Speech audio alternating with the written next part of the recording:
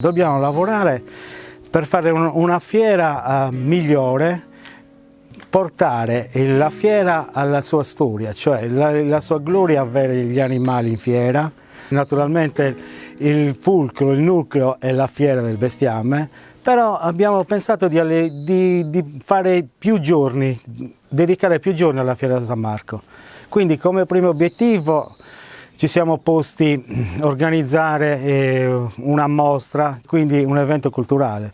Il mio interesse era non solo per le scuole di Ollastra, ma mi interessa che questa mostra la scoprono tutti i ragazzi del nostro comprensorio. Naturalmente con questa mostra si approfitta anche per far visitare le nostre bellezze, le nostre chiese, che abbiamo delle bravissime guide, e così anche i bambini e i ragazzi dei paesi vicini conoscono le nostre chiese.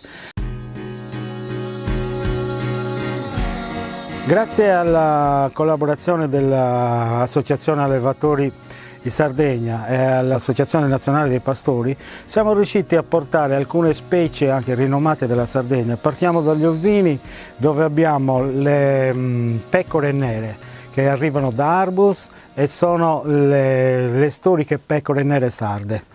I bovini, gli equini, maggiormente giungono da Ollastra perché molti hanno la passione del cavallo e quindi ci tengono a sfilare in fiera. Poi abbiamo i caprini, un'azienda lo stesso di Ollastra, con dei bellissimi esemplari.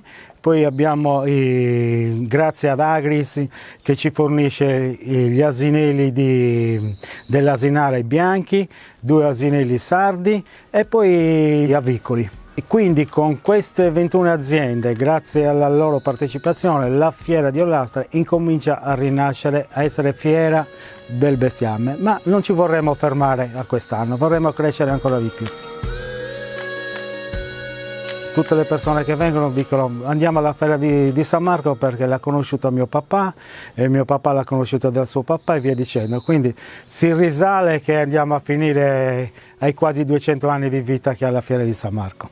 Rilancio di nuovo l'appello a tutta la Sardegna, o se c'è anche qualcuno che ci segue da oltre ovunque, che abbia documenti che riguardano la fiera di San Marco, anche un semplice bollettino di acquisto di un capo di bestiame avvenuto alla fiera di San Marco, ce li faccia avere.